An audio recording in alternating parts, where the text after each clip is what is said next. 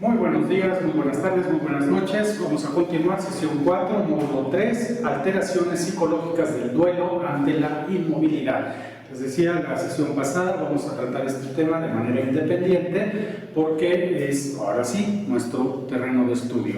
Nada más que el otro es bien importante saberlo porque es precisamente lo que vamos a procurar en la capacitación para el paciente.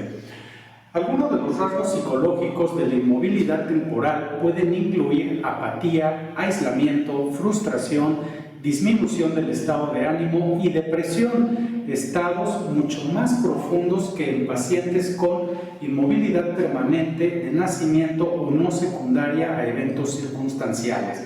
Es decir, la inmovilidad temporal tiene ciertas características, la inmovilidad que se ha tenido durante toda la vida tiene otras características y otras manifestaciones. No puedo moverme, no puedo ir, me duele mucho, son frases que escuchamos continuamente en pacientes de edad avanzada, en pacientes en recuperación quirúrgica, pacientes que cursan con enfermedades incapacitantes, muchas veces crónicas, pacientes que han sufrido un accidente o han sido víctimas de un crimen. Las frases dicen realmente poco acerca del estado mental y emocional de la persona. En realidad no describen más allá de lo inmediato el estado por el que estas personas están cursando. No puedo moverme es una frase común a la que pocas veces se le da la importancia que en realidad tiene. Nuestra pregunta es, ¿qué implica la falta de movilidad y cómo afecta el estado emocional y mental de una persona? Nuestro trabajo en tutoría tanatológica es respecto a los aspectos mentales y del duelo ocasionados por la inmovilidad temporal o circunstancial y debemos abordarlo de manera muy objetiva, lo más objetivo posible. A pesar de algunas investigaciones que arrojan que la tanatología no tiene beneficios duraderos en el apoyo para estas personas, nosotros podemos acreditar que los tiene cuando estamos debidamente capacitados y podemos capacitar debidamente a la familia. Es decir, si nosotros tomamos una actitud tanatológica más de consuelo que de apoyo verdadero o de tutoría, efectivamente no tiene mucho sentido ni para el paciente ni para la familia. Cuando necesitamos o cuando nos apoyamos en una tanatología formal muy estricta y que abordamos efectivamente los problemas derivados de la inmovilidad circunstancial o temporal, sí podemos marcar una diferencia muy importante y de ahí es la necesidad de ser muy objetivos, de ser muy claros en nuestra intervención y de llevar a la familia a una comprensión verdadera, al paciente y a la familia a una comprensión verdadera, real de lo que está sucediendo y de lo que se puede esperar. Hay afectaciones no solamente en lo emocional, también en la seguridad. El estado de dolor constante ocasiona muchísimos trastornos. Hay consecuencias físicas, hay consecuencias emocionales, hay consecuencias de relación y hay una cantidad de trabajo que podemos nosotros llevar a cabo con estas personas porque necesariamente va a haber un cambio en la vida y ese cambio va a representar desde una incomodidad de una semana hasta estancias muy prolongadas que también van a ir sumando a los otros trastornos. Inmovilidad por eventos quirúrgicos o enfermedad. Cualquier cosa que aumente la movilidad y renueve la confianza y la autoestima del paciente facilitará las transacciones físicas y psicológicas necesarias para mejorar la calidad de vida. Ese es nuestro principio. Las personas en recuperación quirúrgica tarde o temprano anhelarán el día en que nuevamente se sientan fuertes y seguras. Ante una cirugía, desde la menor hasta las más complicadas, el paciente se enfrenta a una especie de mezcla de esperanza y de temor. Es sí va a mejorar el asunto y al mismo tiempo tengo muchísimo miedo de que no mejore. Después de la cirugía el paciente espera que el problema desaparezca y su temor siempre radica en que no sea de esa forma, que necesite otra cirugía, que no haya salido bien, y esto tenemos que tomarlo mucho en cuenta porque va a ir generando otros estados que se van a ir prolongando durante un poquito más de tiempo. Es importante que el personal de salud a cargo explique al paciente lo más preciso posible el procedimiento, sin minimizar en busca de brindar consuelo, ni maximizar en busca de protegerse de un error, y esto es bien frecuente. La objetividad es la clave. Tenemos que explicarle a la persona perfectamente bien qué es lo que va a suceder, en qué consiste el procedimiento. Bueno, esto obviamente lo va a hacer el especialista y nosotros tenemos que apoyarnos en esa explicación para que las expectativas sean lo más realistas posibles. Será la familia y el personal de apoyo tanatológico quienes van a estar a cargo de brindar consuelo emocional, apoyo psicológico que se requiere y hacer que el paciente vea los aspectos positivos del evento, que vea los aspectos que le den mayor fuerza, mayor vitalidad, y todo esto es con la finalidad de evitar que se enrede el paciente, ya lo dijimos en otra de las sesiones, en investigaciones innecesarias en Internet. Y Internet se ha convertido de verdad en nuestra más importante herramienta de información y desafortunadamente también en la más importante herramienta de desinformación y de problemas ocasionados, sobre todo a nivel de la salud. Se ven casos de pacientes que quieren a las 2 semanas estar como si nada hubiera pasado, y es porque en algún momento lo leyeron en Internet y se llenan la cabeza de ideas de que la cirugía salió mal porque también lo vieron en Internet. El manejo de la ansiedad y la angustia que derivan de estas investigaciones y de estas cosas en las etapas de recuperación incluyen técnicas de relajación, técnicas de formación de imágenes que tranquilicen a la persona, que tenga ciertas expectativas, y aquí nuestro trabajo más importante viene precisamente de estar brindando información y de tener el apoyo, ahora sí específicamente el apoyo emocional, evitar a toda costa que la persona decaiga, que se desespere, que muestre impaciencia tal que quiera empezar a hacer cosas que todavía no puede hacer, y todo esto sí lo podemos tratar, sí lo podemos evitar.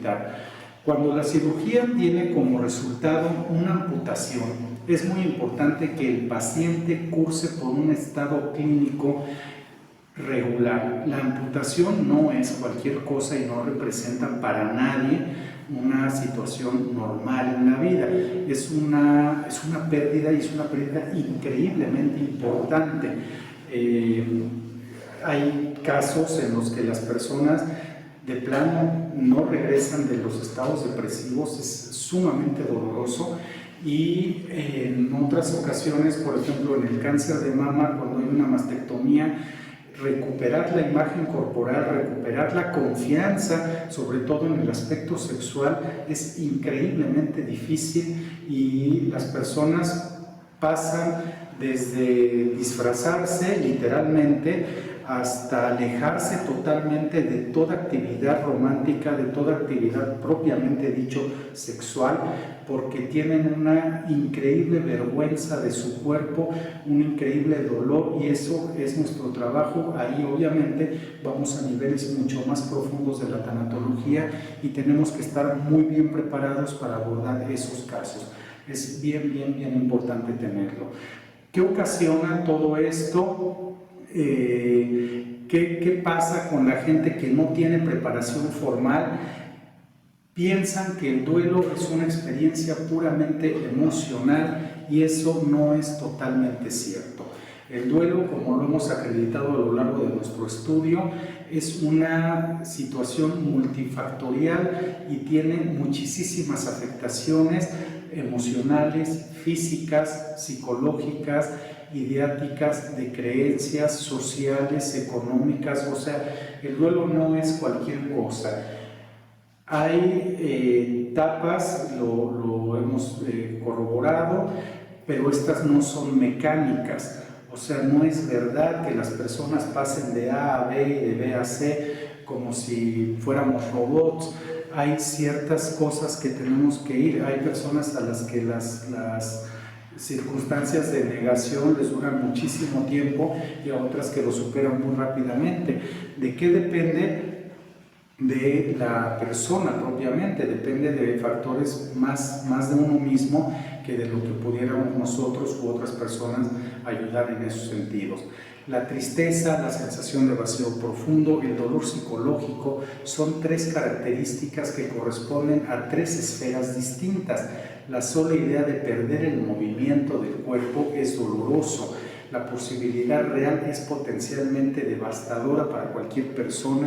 El hecho de perder un miembro del cuerpo es sumamente difícil. ¿Qué ocasiona? ¿Cuál es el primer síntoma de que algo está mal en este trabajo que se está haciendo en la aceptación del evento, del accidente, de la cirugía, de lo que sucedió, por lo que quedé inmovilizado? Un estrés desmedido. El cuerpo está acostumbrado a cierto nivel de movimiento, a cierto nivel de estrés propiamente dicho, y cuando esto cambia es muy curioso, pero no va a disminuir, va a aumentar. El estrés afecta a todo el cuerpo, ya lo vimos en una de las sesiones, es un tema de mucho cuidado y afecta el sistema inmune. Este puede ser la razón por la que muchas personas en duelo a menudo se enferman con gripa, del estómago, se enferman de cosas que pues realmente no tenían por qué haber sucedido, pero el sistema inmune está deprimido y esto es una de sus principales causas, es el estrés. El estrés extremo ocasionado por una enfermedad incapacitante o por llegar a una edad en la que no es posible el movimiento libre ocasiona muchos otros trastornos del ánimo, del afecto y de las emociones. Las pérdidas importantes en la vida también tienen efecto en el cuerpo. La sensación de dolor físico, sobre todo en el pecho, no es algo que se debe ignorar. Fíjense bien, esto es una investigación y es bien interesante. Hemos escuchado el corazón roto, tengo el corazón roto, pues resulta que es una condición médica y que ocasiona una miocardiopatía inducida por el estrés, es decir, efectivamente el corazón, el órgano como tal, se ve afectado en su función por un exceso de estrés y este estrés ocasionado por un intenso dolor que llega a afectar la funcionalidad del corazón. Las personas dicen, y hay que escuchar, de verdad ahí sí es importante, me duele el corazón. Los síntomas son similares a un ataque cardíaco, hay dolor en el pecho, hay dificultad para respirar, hay inmovilidad en algunas partes del cuerpo y de verdad la persona está sufriendo un problema cardíaco derivado del estrés que le ocasiona el dolor excesivo. Entonces no es nada más de decir, ay, cálmate, al rato se te quita cuando estés más alegre.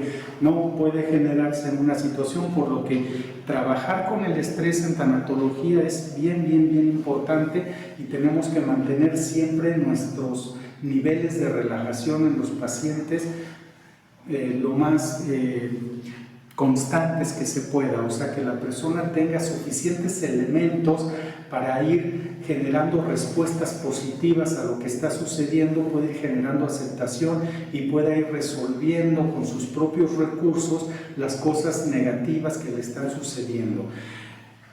¿En qué radica nuestro principal problema derivado del estrés? En la depresión. Depresión por no poder moverse, literalmente, como suena. Los sentimientos intensos de tristeza son naturales cuando se está en duelo, eso lo sabemos perfectamente bien. Pero en algunas personas estos sentimientos de tristeza intensos llegan a la depresión clínica, una altísima tasa de personas que enfrentan inmovilidad presentan también síntomas de depresión clínica durante meses e incluso durante años. El problema es que muchas veces la persona y la familia ignoran los signos de la depresión, los confunden con tristeza prolongada, es que ya tiene mucho tiempo triste, con problemas del paciente para aceptar la realidad. El tanatólogo mal preparado casi siempre dice, está en negación, oye, pero tiene negación un año, entonces debe haber alguna cosilla ahí que no estés tomando en cuenta, y el paciente no solamente está en negación desde hace un año, también está tenso, también responde mal, también tiene trastornos alimenticios, trastornos del sueño. Es que ya no estamos hablando solo de negación, ya habría que explorar algunas otras, por purita intuición, otras posibilidades que quizá no se quieran explorar porque van más allá del conocimiento, y ahí es en donde radica el fraude. Sí hay investigaciones, pero esas investigaciones se refieren a la tanatología mal llevada, a la tanatología informal, esa de poner carita de tristeza y tomar de la mano. Eso ya hemos acordado, no nos sirve. Aquí tenemos un trabajo real, y si estamos viendo que la persona ya tiene muchísimo tiempo y que además se están sumando otras cosas a su condición, ya no solo es tristeza, oye, pues ya deberíamos una de dos: o prepararnos mejor para poder ayudar a esa persona, o de plano decirle a la persona con toda honestidad, ¿saben qué? Yo ya no puedo con esto, ya me sobrepasó, ya no tengo el conocimiento, ya no sabría yo qué decirle, porque ya estoy viendo que mis consejos de tranquilícese y va a ver que mañana las cosas van a estar mejor, pues ya no están dando el resultado que esperamos, ¿verdad? Entonces, mejor vaya usted a un psiquiatra, vaya usted a un psicólogo, vaya usted a un tanatólogo formalmente preparado para que pueda ayudarle, y eso sí lo tenemos que contemplar. El trabajo tanatológico en primera instancia es terapéutico, es ayudar a la familia a reconocer los síntomas, a reconocer las cosas que están sucediendo en realidad y a tratar de llevar a esa persona a estados de resolución valiéndose de sus propios recursos, de las situaciones que le están sucediendo, de lo malo que le está pasando. Cuando no se puede, pues ya debemos recomendar un tratamiento más especializado. En el caso de la depresión, pues generalmente psiquiátrico. Tutoría tanatológica propiamente dicho. Cuando una persona acusa inmovilizada, podría consultar o solicitar el apoyo de un profesional con formación tanatológica, y esta debe ser una decisión informada y libre. El profesional de tutoría tanatológica ayuda a expresarse, a darse cuenta de que la enfermedad o la vejez no son un castigo y no tienen por qué vivir una vida triste, lejos de la gente, y mucho menos sin una buena apreciación del futuro, de sí mismo y de la vida. La clave y el principio del apoyo tanatológico, recuerden, lo hemos dicho varias veces, está en escuchar con atención lo que las demás personas dicen, lo que la familia le confía, lo que expresa en una sesión de tutoría. No se juzga, no se critica y nunca se calla a las personas. El trabajo es escuchar, y con base en lo dicho es que se aconseja lo que es mejor para ellos y para el paciente. No es lo que yo crea, no es lo que a mí me sucedió, es lo que debe ser mejor para usted y para su familia. El paciente necesita, además de ser escuchado, además de ser cuidado, necesita orientación, necesita conocimiento, necesita actividad física y mental, necesita alimentación saludable, motivación. Todos estos son actos reales que implican participación de su parte, implican ánimo y sobre todo determinación para superar el estado de inmovilidad o, dado el caso, para adaptarse a las nuevas circunstancias de su vida.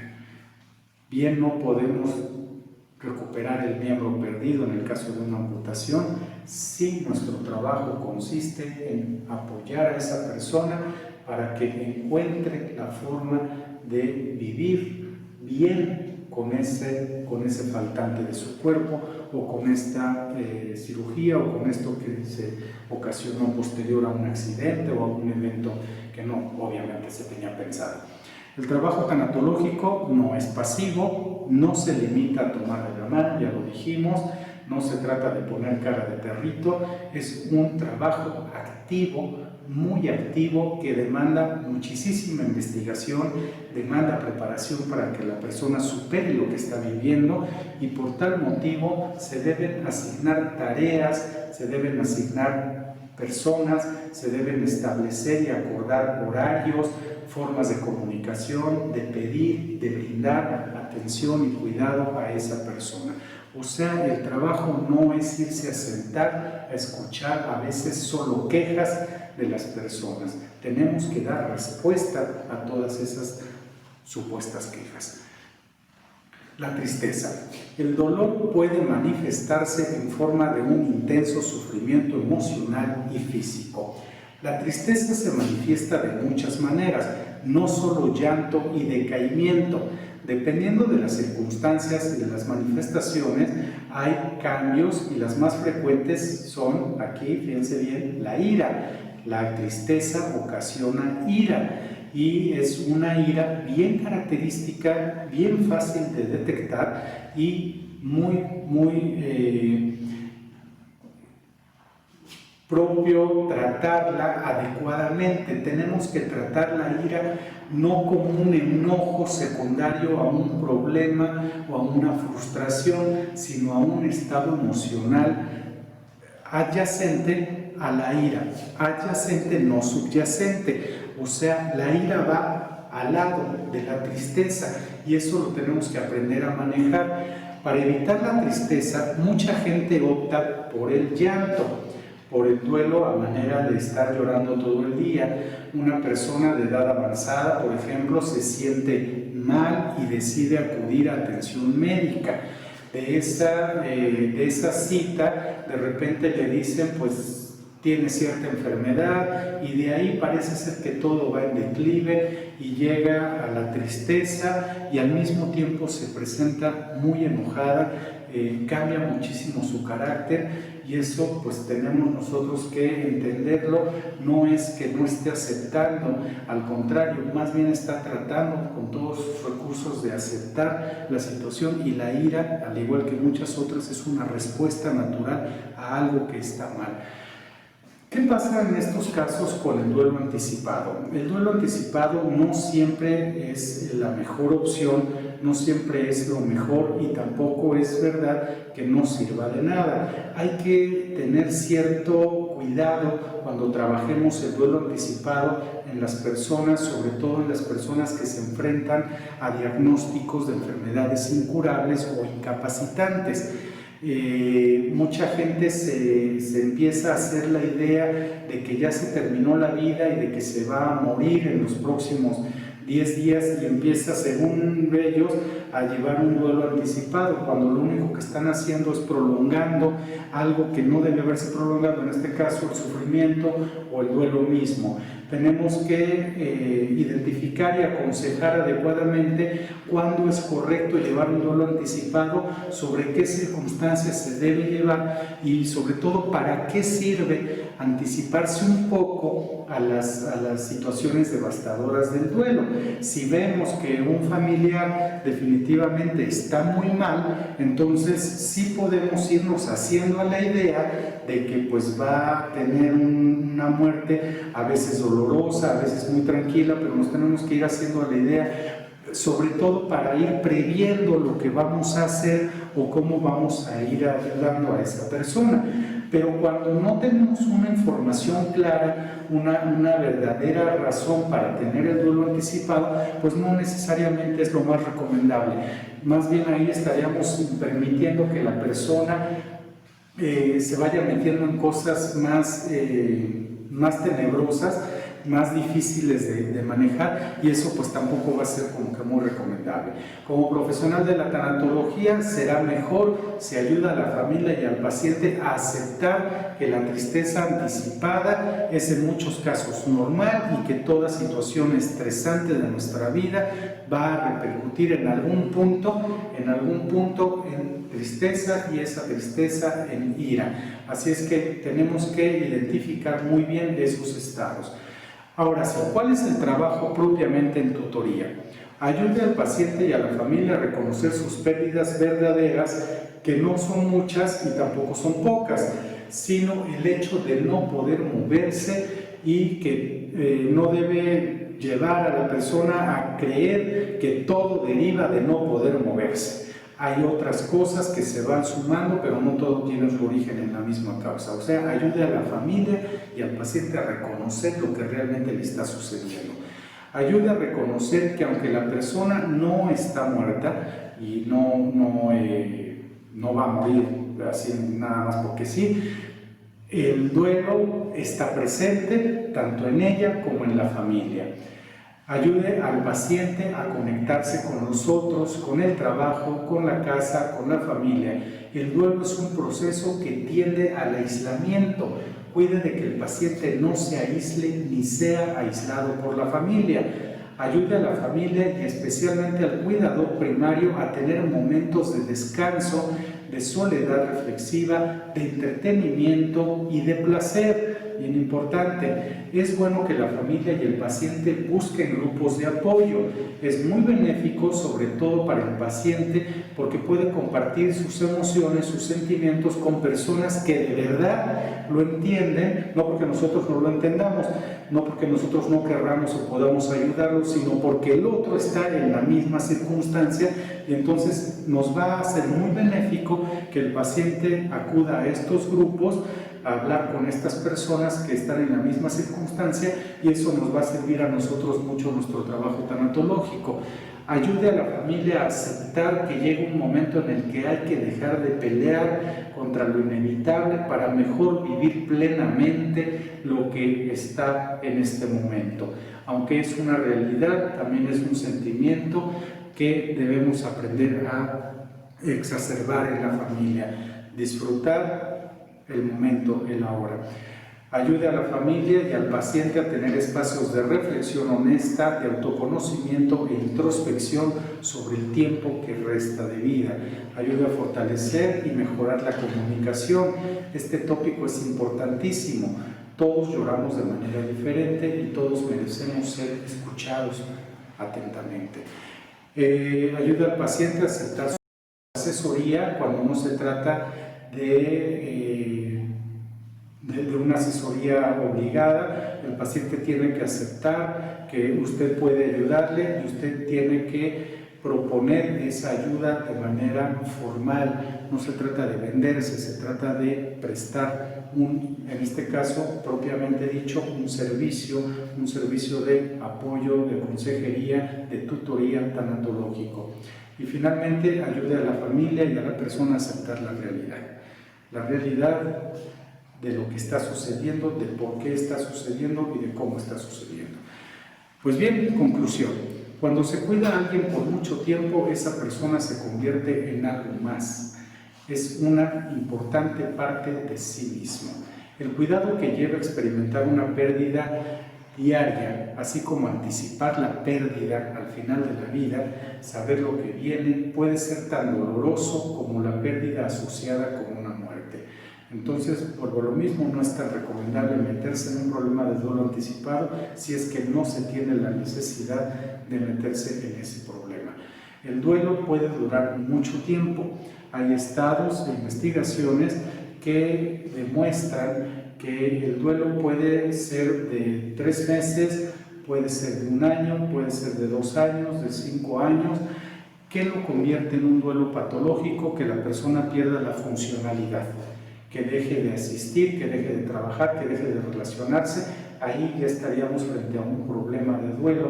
Cuando la persona sigue resolviendo y está resolviendo, démosle su tiempo, démosle su oportunidad, va a resolver al final de cuentas este problema. Nuestro trabajo es estar ahí para cuando sea necesario. Y finalmente, el duelo por inmovilidad temporal, por pérdida de un miembro, es increíblemente difícil de trabajar. Tenemos que estar muy bien preparados. Nuestros primeros elementos son cuidado del estrés, cuidado de la tristeza, cuidado de la ira, cuidado de la expresión del paciente, mucha investigación, mucho trabajo activo, muchísimo acompañamiento para con el paciente, para la familia, mucha educación. Esos son nuestros mejores elementos y nuestras mejores herramientas. Pues espero que este video sea de utilidad. Les agradezco muchísimo la atención.